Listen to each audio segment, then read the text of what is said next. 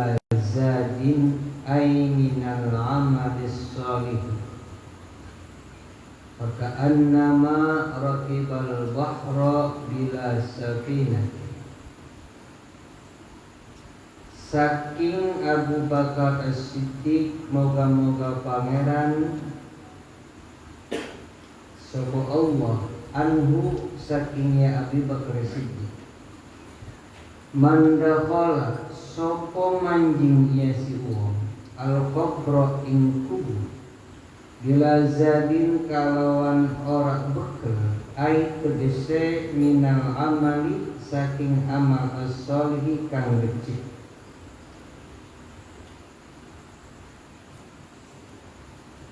Pada malam hari ini kita mempelajari tentang masalah alam setelah alam dunia. Ya, ini berarti alam kubur.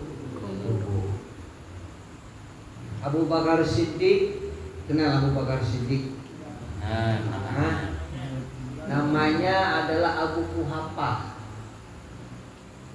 Jadi 4 sahabat Nabi, Abu Bakar Siddiq, Umar, Utsman, Ali. Abu Bakar Siddiq nama aslinya Abu Kuhafah.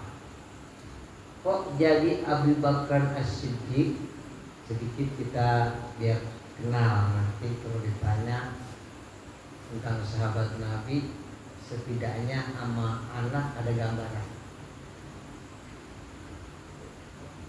Beliaulah sahabat yang senantiasa membenarkan ucapan Nabi. Apapun yang Nabi bicarakan, beliau selalu membenarkan. Sekaligus peristiwa Isra dan Mi'raj yang di luar jangkauan manusia, ketika orang musyrik bertanya kepada Abu Bakar, maka beliau menjawabkan, "Shadaqta ya Rasulullah." Jadi apa yang diucapkan Nabi, Abu Bakar Siddiq selalu membenarkan ucapan Nabi besar kita Muhammad Sallallahu Alaihi Wasallam. Makanya dikasih gelar Abu Bakar As-Siddiq itu. Awalnya namanya Abu Kuhafah.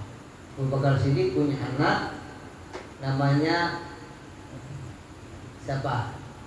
Ayo. Yang perawan itu Siti, bukan Siti sebenarnya, Sayyidah Aisyah radhiyallahu anha, termasuk istri perawat Nabi besar kita Muhammad sallallahu alaihi wasallam yang dinikahi ketika usia 7 tahun. Cuma pas digauli oleh Nabi usia 15 tahun.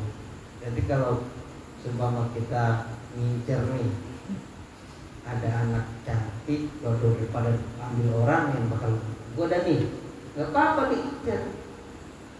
Bukan nikahinnya setelah usia balik. Kalau yang berani nambah,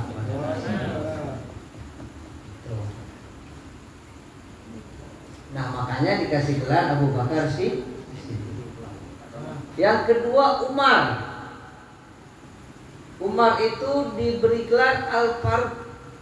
Apa arti Al-Faruq? Mutafarriqun baina haq wal batil. Yang membedakan antara yang hak dan yang batil. Ketika Sayyidina Umar masuk Islam, maka perjuangan Rasulullah yang tadinya di Darul Arqam sembunyi-sembunyi, ketika Umar masuk Islam, maka mulailah berdakwah dengan terang-terangan. Termasuk sahabat Nabi yang malaikat Munkar dan Nakir nggak berani nanya. Itu keistimewaan Umar.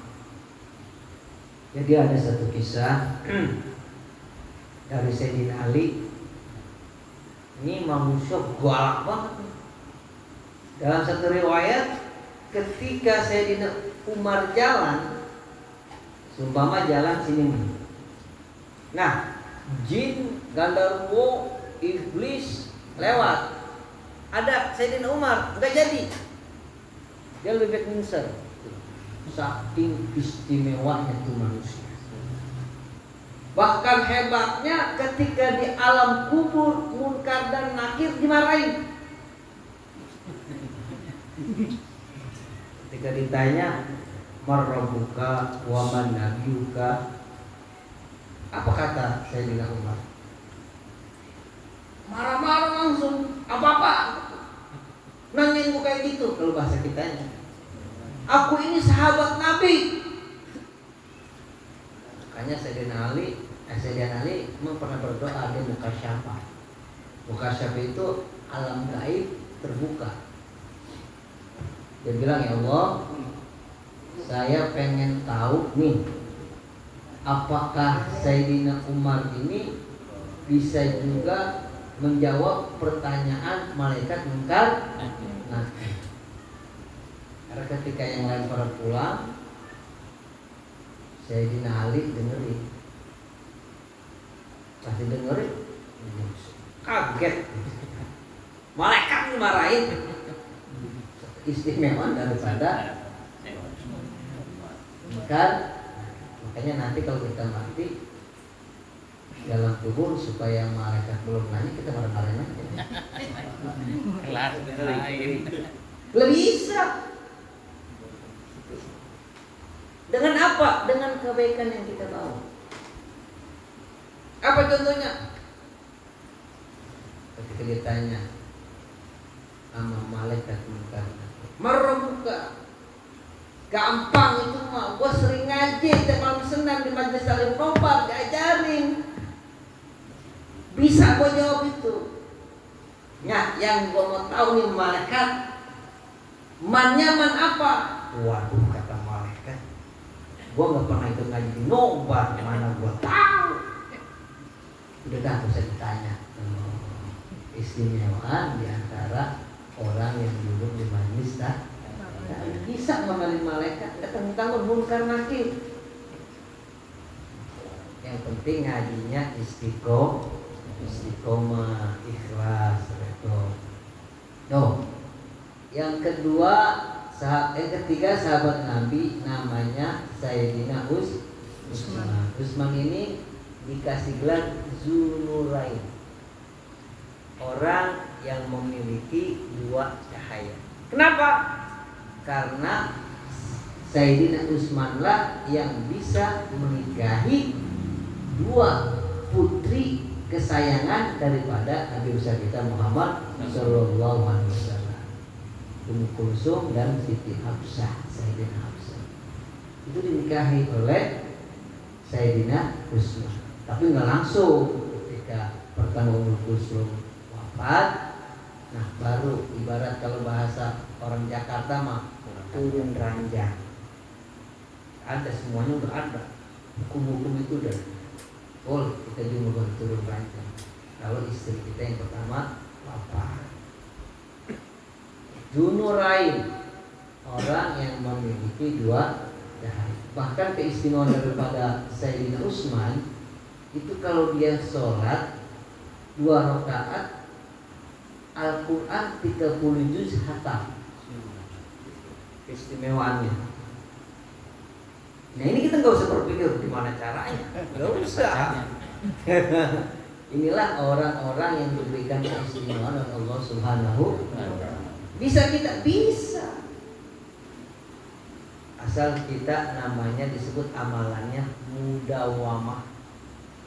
Kita pertama kali, Bapak lihat nih apa di depan, baca begini sambil otot. Pertama, hitungannya kuat kagak permasalahannya. Karena kalau ototnya doang, nggak tahu dia tidur. Orang ketiduran makanya otot aja bisa. Itu Dzunurain. Yang keempat, Sayyidina Ali.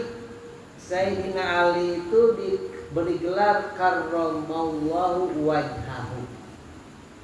Allah telah memuliakan akan wajahnya Sayyidina Ali. Kok bisa?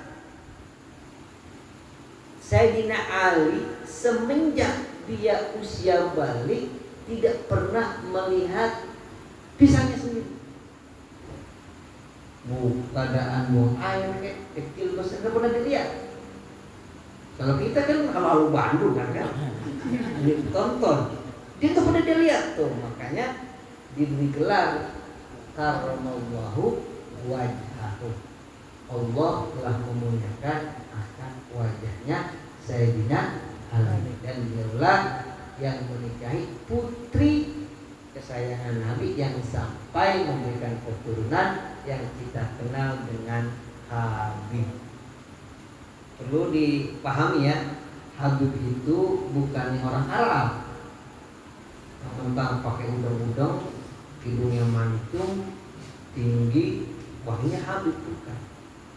Habib itu adalah orang yang nasabnya masih nyambung kepada Nabi besar kita Muhammad Sallallahu Alaihi Wasallam melalui dua jalur, yaitu Sayyidina Hasan dan Sayyidina Husain melalui Siti Fatimah Zahra.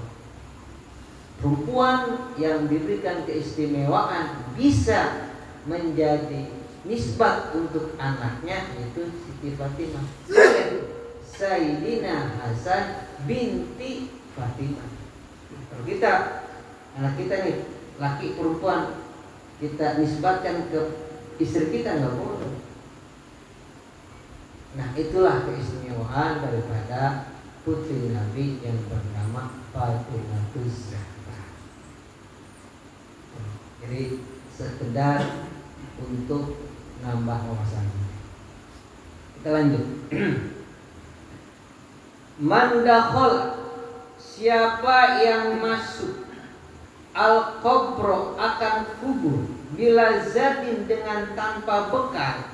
Ai, yang dimaksud dengan bekal di sini adalah minnal amali sholihi, daripada amal yang soleh. Annama, maka bahwasanya orang tersebut raqibal bahra, menyeberang lautan, bila safinatin, tanpa perahu. Gampangnya gini. Kemarin kita pengen pulang kampung. Tentu orang yang ke Jakarta, maksud orang yang tinggal di Jakarta, ketika mau pulang kampung butuh bekal yang banyak. Mulai dari ongkosnya, mulai dari perbekalan kita ngasih saudara, orang tua, teman, kerabat. Kita udah kumpulin di sini. Kalau kita pulang kampung enggak bawa bekal, nyampe enggak, belangsak iya. Kenapa? Enggak ada bekal. Pak Giono kemarin pulang kampung, kalian jemput orang tua, bekal banyak. Apa aja yang ada di sini dibawa. Kenapa? Bekal, bro. Coba nih, yang kemarin yang gak pulang kampung, bukan alasan kok, bukan alasan COVID aja, duitnya orang. Duitnya orang anak. Mas Lukman gak pulang kampung. Kenapa? Bukan enggak ada tapi enggak mencukupi untuk pulang kampung. Nah, sama nih, kita mati, bekal belum cukup. Coba ada bayangin, bekalnya belum cukup. Apa yang dimaksud bekalnya? Sholat kita, tadarus kita, silaturahmi kita, nuntut ilmu kita, infak sedekah kita, bakti kita kepada orang tua. Itu bekalnya. Kalau kita bekal itu baik, sholat kita bagus, insya Allah kita selamat. Amin. Di antara salah satu bekal yang baik yaitu duduk di majelis taklim. apalagi malam hari. Faedahnya besar sekali. Orang-orang yang duduk di majelis taklim. Bahkan dikisahkan terjadi alam nyata ini di Basrah, Damaskus. Jadi ada seorang pemuda bersaudara. Cuma yang satu usahawan, yang satu penuntut ilmu.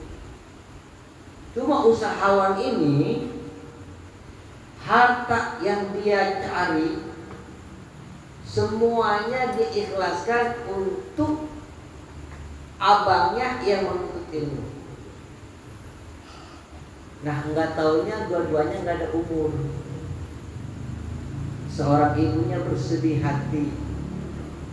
Datanglah ke satu pemakaman waliullah, tempat-tempat para syuhada. Ngomong sama tukang gali kubur, Mas, ya, tolong gali kubur. Nah, ketika digali ternyata langsung berbentuk taman surga, raudhah min riyadil jannah. Dia buka, kaget, pingsan tuh seorang gali kubur. Akhirnya ada temannya dipercikin matanya, dia nggak cerita. Nah, dapat seminggu suruh gali kubur lagi, sama kejadiannya seperti itu. Nah, akhirnya dia penasaran, dia tanya seorang wanita tadi, wahai ibu, apa sih amalan yang dilakukan oleh dua anak tadi? Sebenarnya anak tadi itu siapa? Oh, yang tadi itu, yang kemarin tadi semuanya itu adalah kedua anak saya.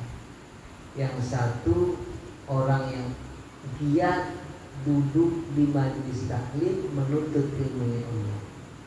Yang kedua itu adiknya usahawan, tapi seluruh usahanya untuk memfasilitasi kakaknya yang menuntut ilmu. Subhanallah. Dia punya ganjaran di alam kubur itu raudhah min riyadil jannah. Makanya kita kan dalam doa pernah, Allahumma ij'al qabrahu raudhah min riyadil jannah. Ya Allah, jadikanlah kuburnya si fulan raudhah, taman min riyadil jannah, daripada taman surganya Allah Subhanahu wa ta'ala. Subhanallah. Itu bekal. Duduk di majelis taklim nih, bekal nih, bekal yang mantap. Kadang-kadang berat halangannya, apalagi tengah malam. Sekarang ini kalau nggak salah lagi Euro 2000. Kalau yang gemar bola, tadi jam 11 Australia sama Macedonia. Nanti ntar malam ini grup C. Kalau yang cinta bola gak bakal bola, ini memang nonton bola ramai. Nah, iya. Padahal keistimewaannya subhanallah, raudhah min riyadil jannah, taman daripada taman surganya Allah Subhanahu wa ta'ala. Nah, orang-orang yang kayak gitu, dia bawa bekal yang cukup, dia bawa bekal yang bagus, dia bawa bekal yang mantap, enggak bakal ditanya oleh malaikat munkar dan nakir. Ada di antara hamba-hamba Allah yang memang tidak ditanya apabila bekalnya cukup. Ya, kita lanjut. Nah, di sini dijelaskan oleh hadis Nabi kama qala sallallahu alaihi wasallam, sebagaimana telah bersabda Nabi besar kita Muhammad sallallahu alaihi wasallam, mal maitu fi qabrihi, orang yang wafat, orang yang mati fi qabrihi di dalam kuburnya illa kecuali kalbarikil mugawis seperti orang yang tenggelam. Makanya nih bagi saudara-saudara kita termasuk kita mungkin nanti yang ketika bekal kita menuju alam kubur kurang. Nah, ada nih majelis taklim kayak gini, seperti tadi Ustaz Bukir berbicara, kita baca doa untuk orang tua kita, saudara kita, guru kita yang telah meninggal dunia. Mudah-mudahan mereka di alam kuburnya mendapatkan raudhah min riyadil jannah, diampuni segala dosanya, diterima amal ibadahnya. Tuh, dapat. Makanya orang-orang NU itu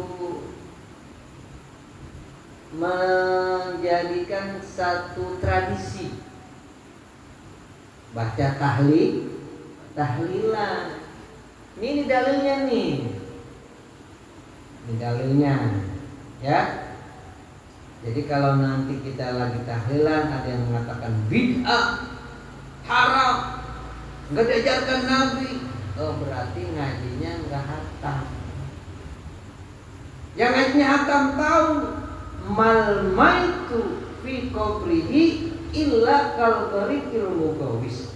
Orang yang mati di alam kubur kecuali seperti orang yang tenggelam. Yang tazir mereka butuh yatagossa, pertolongan dari siapa? Pertama li auladihi, daripada anak-anaknya. Oh, anaknya nggak pernah ngaji, nggak bisa doa, ada apa? Li ikhwanihi, dari saudaranya. Saudaranya juga nggak akur waktu di dunia, boro-boro bakal doain, nyumpain mulu, ada alpan li asdiqoihi, dari teman-teman. Ini kita kan punya teman, mungkin teman kita ada yang meninggal. Ketika kita baca doa tadi Al-Fatihah, kesaruban dia, senang. Imam Romli ketika ada seorang anak muda lagi ngaji begini, lagi ngaji ngumpul, nangis saja karena seorang murid sedang nangis, hatinya terketuk. Ditanya oleh Imam Romli, ya Syekh, ma yabkika, wahai pemuda, kenapa anda menangis? Kenapa anda bersedih? Anak muda tadi menjawab, li'anni yanzuru ummi finnar, sesungguhnya aku melihat ibuku ada dalam neraka. Sebagai kasih sayang seorang anak kepada orang tua, dalam hal ini ibunya bersedih. Yang lain sedang asik makan, ngerokok, ngopi, dia lagi nangis aja. Nangis dong, orang ibunya ada dalam neraka. Siapa yang senang ibunya ada dalam neraka? Namanya anak durhaka. Nangis dia. Apa yang dikatakan Imam Romli? Karena memang seorang wali cukup dalam hati. Ya Rob, jika bacaan tahlilku ini ada pahalanya, tolong kirimkan ke ibu anak tadi. Di wesel langsung dikirim. Kiriman kebaikan nggak ada penghalang, langsung tembus. Dia punya sinyal bagus, nggak pakai Asia ya, duduk-duduk. Apa ya sinyal yang bagus? Telkomsel. Lewat, masuk langsung. Ketika Imam Romli berkata dalam sekian detik, anak muda tadi keguyuban, ketawa seperti kayak orang gila. Wah, tanya lagi, mata masya, ya sir, apa yang menyebabkan kamu sekarang tertawa? Tadi kamu nangis, sekarang tertawa. Ya anni ummi fil jannah. Aku melihat ibuku sekarang udah ada dalam surga. Subhanallah. Jadi nggak usah takut apa yang kita kerjakan pada malam hari ini. Ibu kita yang ada dalam kubur, ibu kita yang mungkin sedang sakit, kita niatkan doa untuk kita, dijawab oleh Allah langsung cash. Amin. Oh, istimewaannya. Apalagi kalau kita punya orang tua yang telah wafat, kita duduk di majelis taklim, jangankan kita sebutkan, kita nggak sebut, langsung masuk. Cuman ada cumannya, dapatnya nggak banyak, sedikit. Jadi seumpama roti nih sepiring, karena nggak disebut, dapatnya cuma satu. Kok bisa? Bisa. Ada kisahnya juga. Ketika di alam kubur itu, orang ngobrol. Ada seorang ibu badannya sehat, jiwanya sehat. Ditanya, Bu, iya, ente kok badannya sehat bener? Apa yang ibu bilang tadi? Inni auladi fid dunya jaa yaumal jum'ati fi qabri. Aku punya anak laki-laki, setiap hari Jumat datang ziarah ke kuburku. Ngapain? Yad'u ilallah bikum. Khusus dia mendoakan untukku.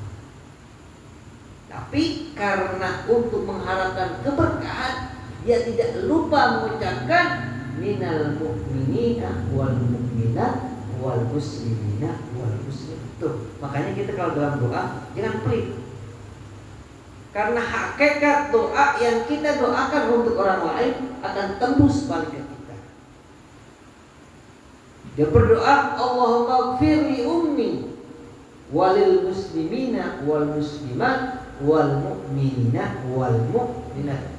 Dari mulai zaman Nabi Adam sampai sekarang, kalau dia orang beriman dapat pahalanya. Cuma ada cumanya sedikit. Kenapa? Enggak khusus. Makanya kan kalau kita doa nih, ila hadratin Nabi Mustafa Muhammad sallallahu alaihi wasallam, sebenarnya khusus. Tadi pun saya suruh baca khusus jamaah majlis taklim nobar. Selama dia menjadi jamaah majlis taklim nobar, ngaji enggak ngaji, duduk enggak duduk, ada di kampung atau di pelosok, ketika dia pernah ngaji di sini sampai ke sana. Makanya saya berbaca khusus jamaah majlis taklim nobar. Jangankan yang ada di sini, di kampung sudah sampai. Tuh keistimewaan. Itulah yang disebut dengan kehebatan doa. Ya, kita kembali. Jadi orang yang wafat tanpa bekal yang cukup, dia akan sengsara seperti diibaratkan oleh Abu Bakar As-Siddiq, orang yang nyebrang lautan tanpa perahu. Daripada kita nyebrang laut tanpa perahu, bisa nggak? Berenang. Oke, berenang. Nafas kita sampai di mana? Ngos-ngosan. Ketika di tengah bisa tenggelam. Oh.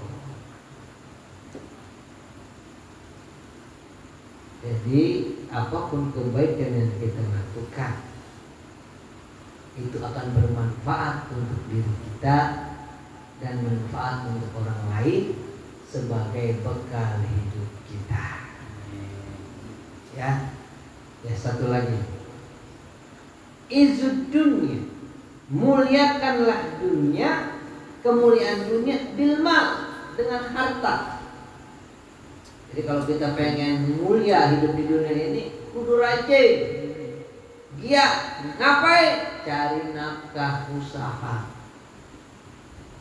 Kita pengen lancar usaha kita, bangun pagi sebelum subuh udah bangun.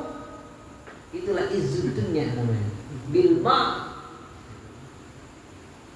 Orang yang bangun sholat subuh sebelum subuh dia udah bangun, min zimmatillah, orang tersebut sudah ditanggung oleh Allah Subhanahu wa taala. Amin. Keistimewaan. Makanya meskipun kita ngantuk, kalau bisa usahakan kita bangun sebelum subuh. Orang yang sholat, orang yang tidur setelah sholat subuh sering dia lakukan karena tidak ada uzur, sering kena penyakit pikun. Banyak itu masih muda udah pikun, termasuk saya. Pikun kan kadang-kadang sering tidur bisa sembuh. Ya, kemuliaan dunia itu bil mal, dengan harta. Wa izzul akhirati, dan kemuliaan akhirat bisolihil a'mali, dengan amal soleh. Banyak jenisnya amal soleh. Apa aja selama kita niatkan karena Allah, itu menjadi amal soleh. Yang paling kecil, yang paling kecil, kopi. Bismillahirrahmanirrahim. Amal soleh.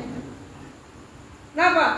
Bakal badan kita. Niatkan Bismillahirrahmanirrahim. Itu paling rendahnya. Apalagi kita datang ke taklim, kita punya duit 10.000, kita keluarin 5.000, itu udah istimewa. Ngatur jalan, amal soleh ini. Kenapa? Karena memberikan kemaslahatan kepada orang. Pedagang, amal soleh. Dengan adanya pedagang, jangan niatin hanya mengharapkan keuntungan, tapi kita niatin untuk memberikan makan kepada orang. Walaupun dia bayar, tapi kalau kita meniatkan untuk memberikan kemudahan orang memakan sebagai fasilitas dia bekerja, fasilitas dia beribadah, itu juga amal soleh. Banyak. Jadi semuanya innamal a'malu binniyat. Ya udah gitu aja pada malam hari ini. Mudah-mudahan bermanfaat. Kalau ada yang ditanyakan silakan ditanyakan. Wassalamualaikum warahmatullahi wabarakatuh.